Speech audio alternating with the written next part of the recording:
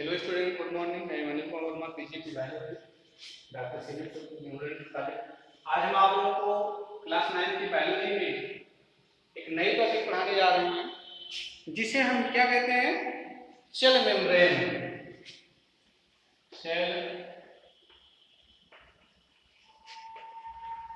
Cell membrane transport.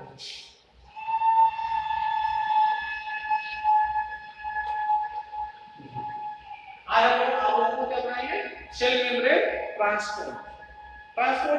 अब cell membrane में transport की जो बात होती है, अभिगमन की बात होती है, तो पदार्थों का आना जाना ही क्या होता है, ट्रांसपोर्ट होता है ना। तो जो ट्रांसपोर्ट होता है पदार्थ कोशिका के अंदर, एक कोशिका से दूसरी कोशिका में, दूसरी से तीसरी कोशिका में पदार्थों के आने जाने की जो प्रक्रिया होती है वो क्या कहलाती है, अभिगमन कहलाती है, ट्रांसपोर्ट कहलाती है। ठीक है, अब इसमें हम देखते हैं कि जो ट्रांसपोर्ट होता है उसमें डिफ्यूजन की बात आती है। किसकी बात आती है, डिफ्यूजन की बात आती है, जिसे हम क्या कहते हैं, विसरण। जिसे हम विसरण की प्रक्रिया क्या होती है, कोई भी पदार्थ है ना, जब कोई पदार्थ कोशिका के अंदर उच्च सांद्रता से निम्न सांद्रता की तरफ, कैसे, उच्च सांद्रता से निम्न सांद्रता की तरफ अभिगमन करती है, विचलित तो होती है, तो उसे हम क्या कहते हैं, डिफ्यूजन कहते हैं। उच्च सांद्रता से निम्न सांद्रता की तरफ जब मूवमेंट करती है तो उसे हम क्या कहते हैं, विसरण कहते हैं। यह प्रक्रिया तब तक चलती रहती है जब तक दोनों के अणु समान नहीं हो जाते हैं, दोनों की स्थिति एक दूसरे के बराबर नहीं हो जाती है, तब तक ये क्रिया विसरण की चलती है। ठीक है, यानी कि उच्च सांद्रता से निम्न सांद्रता की तरफ कोशिका कला के द्वारा पदार्थों के अभिगमन की क्रिया विसरण क्रिया क्या कहलाती है, विसरण क्रिया कहलाती है ना, ये चीज। अब देखते हैं कि विसरण क्रिया का महत्व क्या होता है। तो हो गया कि विसरण क्रिया हो गया, ये प्रत्येक कोशिका में ऐसा होता है ना, कि उच्च सांद्रता से निम्न सांद्रता की तरफ और निम्न सांद्रता से उच्च सांद्रता की तरफ कुछ पदार्थों का अभिगमन होता है, लेकिन उच्च सांद्रता से निम्न की तरफ विसरण कहलाती है और निम्न से उच्च की तरफ दूसरी प्रक्रिया कहलाती है। ठीक है, तो इसमें हम क्या देखते हैं, इसका कार्य देखते हैं। जैसे पौधों की जड़ों के द्वारा, पौधों की जड़ों के द्वारा किसका, जल का अवशोषण करना क्या होता है, विसरण कहलाता है। क्या कहलाता है, विसरण। पौधों की जड़ों के द्वारा जल व खनिज पदार्थों के अवशोषण की प्रक्रिया क्या कहलाती है, विसरण कहलाती है ना। पौधों की कोशिकाओं से, पौधों की कोशिकाओं एवं एक कोश के जीवधारियों में, पौधों की कोशिकाओं एवं एक कोशिकीय जीवधारियों में जो गैसों का आदान प्रदान होता है, गैसों का जो आदान प्रदान होता है वो क्या कहलाता है, विसरण कहलाता है ना। पौधों के द्वारा क्या छोड़ा जाता है, क्या निकाला जाता है, जो छोड़ते हैं वो क्या होता है, और जो एक्सेप्ट करते हैं वो क्या होता है ना। तो पौधों में श्वसन क्रिया के दौरान या सूक्ष्म प्राणियों के द्वारा, है ना, जो गैसों के आदान प्रदान की क्रिया जो होती है, जिसमें ऑक्सीजन को निष्कासित किया जाता है, कार्बन डाइऑक्साइड को एक्सेप्ट किया जाता है ना, वो क्रिया क्या होती है, विसरण। पौधे क्या करते हैं, वायुमंडलीय CO2 को एब्जॉर्ब करते हैं, है ना, और जब इसमें रिएक्शन होता है ना, जब इसमें मेटाबॉलिज्म की कैटाबॉलिज्म की क्रिया होती है तो उनके द्वारा कार्बन डाइऑक्साइड इसमें चेंज हो जाता है, O2 में परिवर्तित हो जाता है। और O2 में परिवर्तित होने के बाद में उसको पौधे क्या करते हैं, पौधों की कोशिकाओं के द्वारा क्या किया जाता है, विसरित कर दिया जाता है, निर्गत कर दिया जाता है, निकाल दिया जाता है। ठीक है, तो ये चीज हो गया, है ना। अब हम देखते हैं, ये तो विसरण की क्रिया थी, यानी कि डिफ्यूजन की क्रिया थी, है ना। अब हम बात करते हैं प्रासरण की क्रिया, है ना, प्रासरण की क्रिया, जिसे हम क्या कहते हैं, ऑस्मोसिस कहते हैं। ऑस्मोसिस यानी कि परासरण, क्या कहते हैं, परासरण। अब ऑस्मोसिस की क्रिया जो होती है ना, जब कोशिका कला या अन्य जो पारगम्य कला होती है, कोशिका कला या अन्य पारगम्य वर्णात्मक का पारगम्य कला जो होती है, उसमें से जब जल अथवा कोई अन्य पदार्थ, है ना, क्या होते हैं, निकलते हैं। क्या होते हैं, निकलते हैं, विसरित होते हैं। क्या होते हैं, विसरित होते हैं। तो उस क्रिया को हम क्या कहते हैं, परासरण की क्रिया। क्या कहते हैं, परासरण की क्रिया कहते हैं।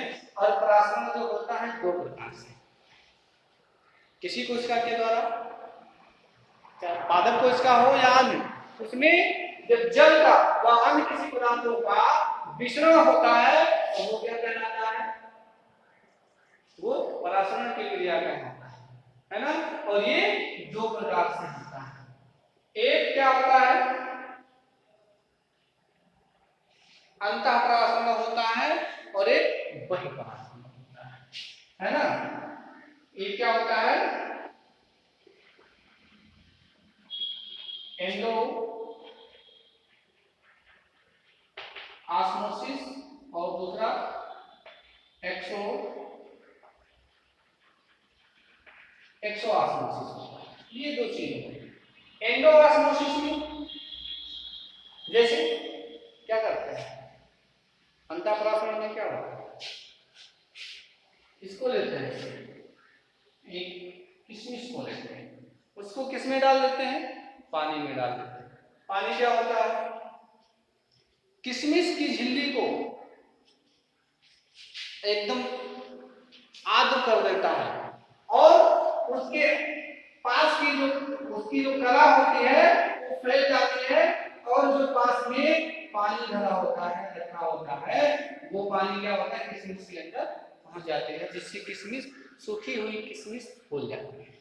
ठीक है, वही हम दूसरी तरफ देखते हैं, अंगूर को ले लेते हैं। क्या करते हैं, अंगूर को ले लेते हैं और उसको किसी सॉल्यूशन में डाल देते हैं, किसी घोल में डाल देते हैं। तो जो अंगूर होता है ना, उसके अंदर का जो पदार्थ होता है वो क्या होता है, वो निकल जाता है, जिससे अंगूर का जो शेप होता है वो किसके समान हो जाता है, किशमिश के समान हो जाता है ना। तो ये क्या होता है, एंडो ऑस्मोसिस होता है, और ये एक्सो ऑस्मोसिस की। ठीक है जी जी, ये हो गया आपको, है ना। इसके बाद में हम देखते हैं, इसी में सेल मेम्ब्रेन है ना, उसी में हम देखते हैं। अब जो सेल ट्रांसपोर्ट की बात होती है, तो ट्रांसपोर्ट की क्रिया के लिए कई चीजें होती है ना, कई चीजें होती है, कई चीजें सम्मिलित होती हैं, मान लेती हैं। अब हम बात करते हैं साइटोप्लाज्म की। किसकी बात करते हैं, साइटोप्लाज्म की बात करते हैं।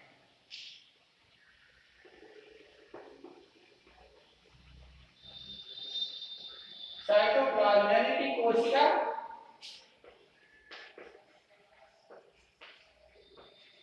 कोशिका द्रव्य है ना, कोशिका द्रव्य है। ठीक है, जो एक संरचना, जिसे हम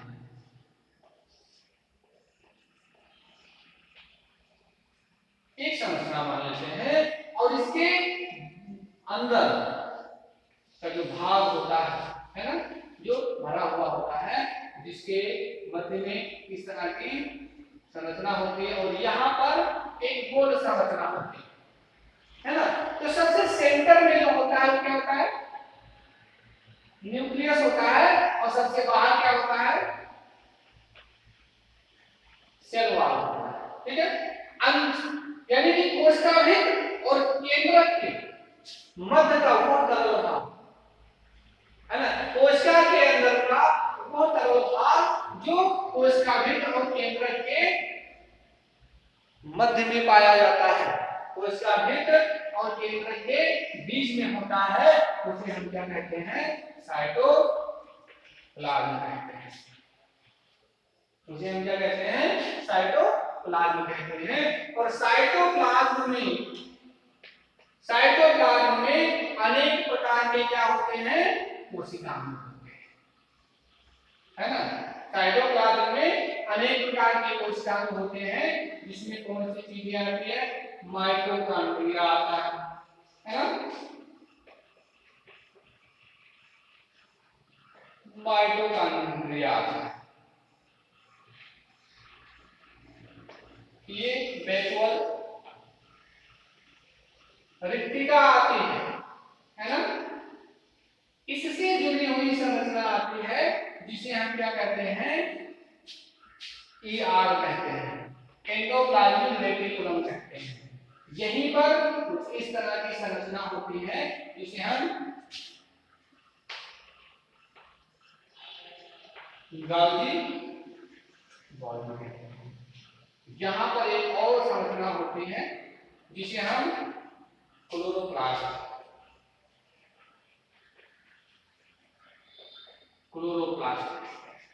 इसी तरह से इसमें और भी कोशिकांग जो है वो पाए जाते हैं। इसमें कोशिका द्रव्य भी पाए जाते हैं, है ना। जितनी भी संरचना इस भित्त के अंदर और केंद्र के बाहर की होती है ना, वो सभी साइटोप्लाज्म में स्थित होते हैं। ठीक है, तो ये आपका क्या हो गया, साइटोप्लाज्म हो गया। ठीक है, अब जो कोशिका द्रव्य है, कोशिका द्रव्य में सभी प्रकार के तत्व होते हैं जो कोशिकांगों को उसके अस्तित्व को बनाए रखने में मदद करते हैं। ठीक है, तो ये आपका हो गया साइटोप्लाज्म। अब इसमें स्थित जो अन्य कोशिकांग है क्या है, अदर सेल ऑर्गेनल्स हैं, जैसे साइटोप्लाज्म में क्या होता है ना, माइटोकॉन्ड्रिया,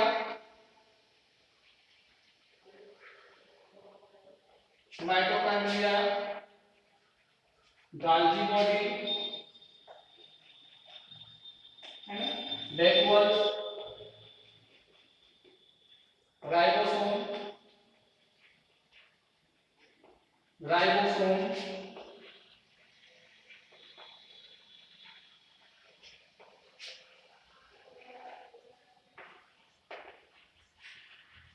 एंडोप्लाज्मिक रेटिकुलम है ना,